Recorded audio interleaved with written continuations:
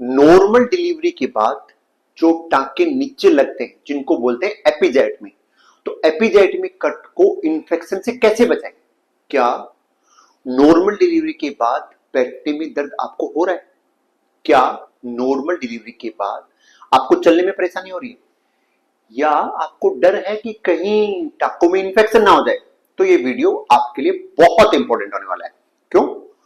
क्योंकि normal delivery के बाद अधिकांश महिलाओं को जिस समस्या का सबसे ज्यादा डर रहता है वो है एपिजाइटमी कट का दर्द और उसकी देखभाल। और कई बार छोटी सी गलती आपकी रिकवरी को स्लो कर देती है और आपको इसके बारे में डिटेल से कोई नहीं बताता। किसी के पास इतना टाइम नहीं कि वो आपको समझाए कि कैसे ध्यान रखना है। तो मैं आपके लिए ये वीडियो बना रहा हूं, तो ध्यान से समझिए। आज मैं आपको ये बताऊंगा कि एपिजाइटमी क्या होता है, इसकी सही देखभाल कैसे करें, दर्द कैसे कम रखें और किन लक्षणों को कभी भी नजरअंदाज बिल्कुल ना करें।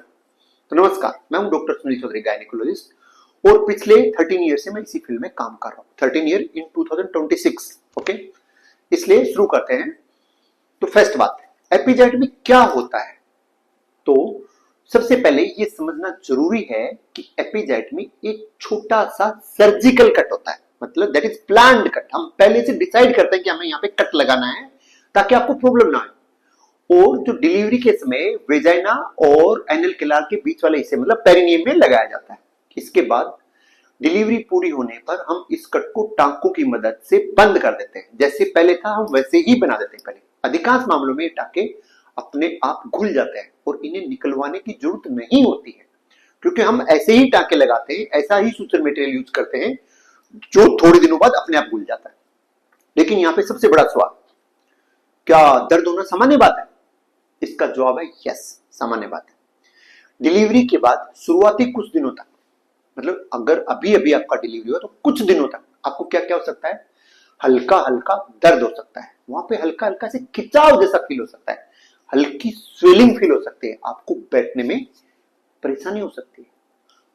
ये सब चीजें आपको थोड़ी थोड़ी महसूस हो सकती है। लेकिन असली बात यहां शुरू होती है। सामान्य दर्द और इन्फेक्शन के दर्द में अंतर समझना बहुत जरूरी है।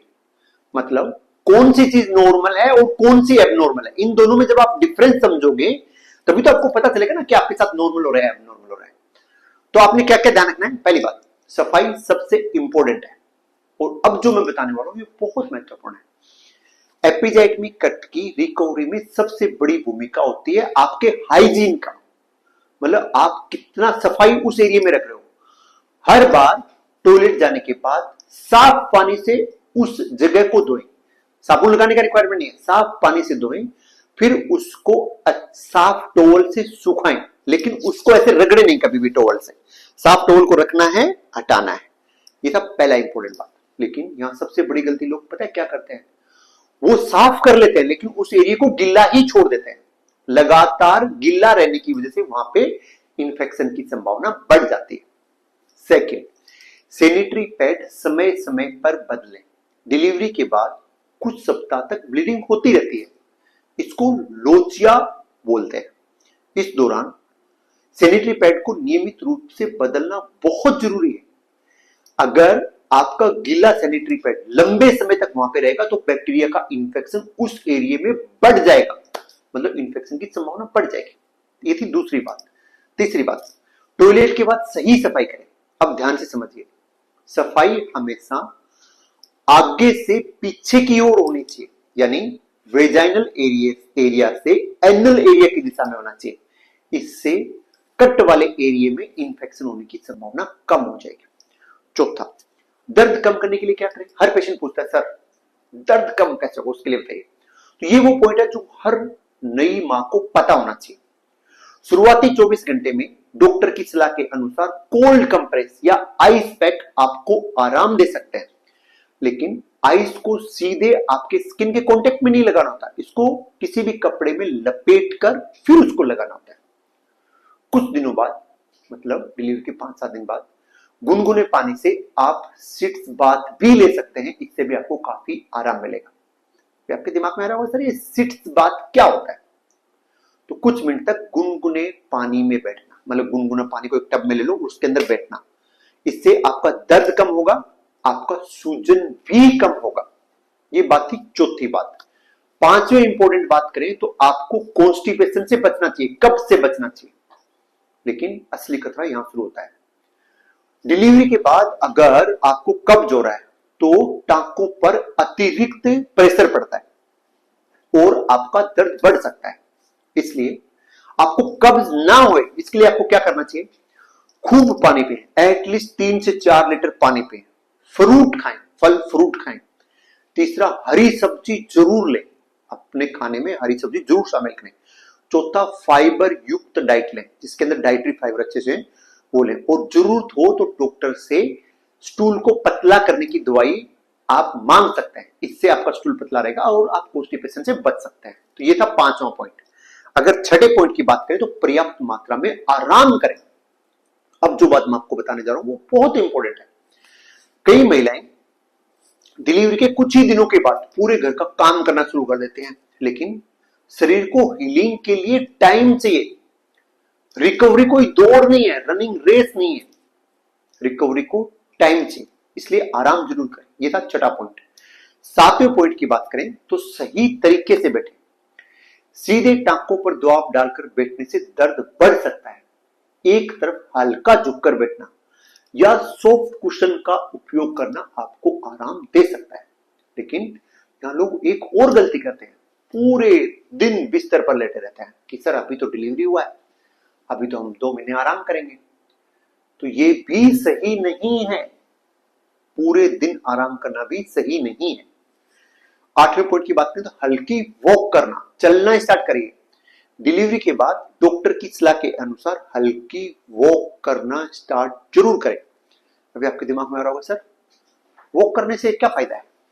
तो अगर डिलीवरी के बाद आप वॉक करोगे तो आपका ब्लड सर्कुलेशन बेटर होगा, आपको कॉन्स्टिपेशन का प्रॉब्लम कम होगा, आपका रिकवरी फास्ट होगा, रिकवरी आपका फास्ट होगा और आपका शरीर जल्दी सामान्य स्थिति में आएगा, आपका शरीर जल्दी सामान्य स्थिति में आएगा। इसलिए डिलीवरी के बाद वॉक करना जरूर स्टार्ट करें। 9वें पॉइंट की बात करें तो पौष्टिक भोजन लें। जितना अच्छा खाना खाओगे उतना अच्छा रिकवरी होगा। और ध्यान से समझिए, घाव भरने के लिए शरीर को प्रोटीन्स और विटामिन की रिक्वायरमेंट होती है। इसलिए आप जो खाना खा रहे हो उस खाने के अंदर जो अभी मैं चीज बताने वाला हूं वो जरूर शामिल करें। पहला, दूध, एटलीस्ट 1 लीटर दूध लें। दही शामिल करें खाने में, पनीर भी खा सकते हैं आप, दाल लें, अगर आप अंडे खाते हो तो अंडे जरूर लें, फ्रूट शामिल करें अपने खाने में, हरी सब्जियां लें, हरी सब्जियों में बहुत सारा आयरन होता है, वो आपके बच्चे को भी हेल्प करेगा। ये सब चीजें बहुत ही अच्छा है रिकवरी के लिए। अगर ये चीजें खाओगे तो आपका घाव जल्दी जल्दी भरेगा। फिर कुछ पेशेंट पूछते हैं सर जहां पे टाके लगे वहां पे खुजली आ रही है, तो क्या टाकों में खुजली आना सामान्य बात है? ये बहुत कॉमन क्वेश्चन है, बहुत सारे पेशेंट मुझसे पूछते हैं। तो इसका भी आंसर है यस, ये सामान्य बात है। हीलिंग के दौरान जब घाव भर रहा होता है तो वहां हल्की खुजली होना सामान्य बात है, हल्का हल्का होना, लेकिन कई बार ये घाव भरने का संकेत भी होता है। लेकिन वहां पे आपको ऐसे खुजलाना नहीं है, ऐसे नहीं कि आप ऐसे कर करके वहां पे घाव बना लिया, आपको ऐसे नहीं करना चाहिए। और अगर आपको जरूरत से ज्यादा खुजली हो तो डॉक्टर को जरूर दिखा लें। एंड किन लक्षणों को आपको कभी भी नजरअंदाज नहीं करना चाहिए? अब जो बात मैं आपको बताने वाला हूं वो हर महिला को पता होना चाहिए। अगर आपको ध्यान से सुनना है अभी, अगर आपको दर्द लगातार बढ़ रहा है, हर दिन बढ़ रहा है, दूसरे दिन और तीसरे दिन चौथे दिन आपका दर्द बढ़ रहा है, या आपके घाव से पानी जैसा कुछ निकल रहा है या पस जैसा कुछ निकल रहा है, अगर आपके घाव से बदबू आ रही है, दुर्गंध आ रही है, अगर आपको बुखार आ रहा है, अगर आपको आपके घाव के आसपास सूजन बढ़ता ही जा रहा है, छठा, अगर आपके टाके खुलने लग गए अपने आप, सातवां, चलना या बैठना आपके लिए बहुत मुश्किल हो रहा है, तो तुरंत डॉक्टर से संपर्क करें। बहुत इंपॉर्टेंट बात है। अभी कुछ पेशेंट बोलते हैं सर रिकवरी में कितना टाइम लगता है? बहुत लोग पूछते हैं, अगर आपका भी डिलीवरी होगा तो आपको भी लग रहा होगा सर कितने दिन में हम नॉर्मल हो जाएंगे? ये बहुत ही कॉमन सवाल है। तो अधिकतर महिलाओं में जो दर्द होता है वो 1 से 2 सप्ताह में काफी कम हो जाता है और टाके भी 2 से 3 सप्ताह में लगभग ठीक हो जाते हैं। लेकिन पूरी रिकवरी में थोड़ा सा ज्यादा टाइम लग सकता है। हर महिला का हीलिंग का स्पीड अलग अलग होता है, वो हर पेशेंट में अलग अलग होता है। तो सबसे महत्वपूर्ण अगर निष्कर्ष की बात करें तो एपिजाइटमिक कट की देखभाल के लिए आपको क्या करना है, सफाई का पूरा ध्यान रखना है, pad time to time change करने, पर्याप्त मात्रा में पानी लेना है, आपको कॉन्स्टिपेशन से बचना है, पौष्टिक भोजन जरूर ले। जो मैंने ऊपर आपको जो पौष्टिक भोजन था वो पौष्टिक भोजन जरूर ले। ये थे 5 पॉइंट। छठे पॉइंट, वॉक करना जरूर स्टार्ट करें। ऐसे नहीं कि आप पूरे दिन बेड पे लेटे रहो, वॉक करना जरूर स्टार्ट करें। जो डॉक्टर ने आपको दवाइयां दी है उनको टाइम पर जरूर लें। एंड जो मैंने अभी आपको 7-8 वार्निंग साइन बताए थे उनको बिल्कुल नजरअंदाज ना करें। ऐसा हो तो तुरंत डॉक्टर के पास जाए। और सबसे जरूरी बात, डिलीवरी के बाद अपने बच्चे का ख्याल रखना जितना जरूरी है उतना ही जरूरी आपको अपना ख्याल रखना भी जरूरी है, क्योंकि आप स्वस्थ रहोगे तभी तो बच्चे का ध्यान रख पाओगे ना। एक स्वस्थ माँ ही अच्छे बच्चे को अच्छे से देखभाल कर सकती है। तो अगर आपको ये जानकारी उपयोगी लगी हो तो आप मेरे चैनल को सब्सक्राइब कर सकते हैं, फॉलो कर सकते हैं। मैं ऐसे ही यूजफुल वीडियो डालता रहता हूँ। अगर आपके किसी दोस्त का भी डिलीवरी हुआ है तो उसके साथ ये जरूर शेयर करें। नमस्कार, मिलते हैं नेक्स्ट वीडियो में। अगर आप ये वीडियो यहाँ तक देख रहे हो तो आपको दिल से धन्यवाद।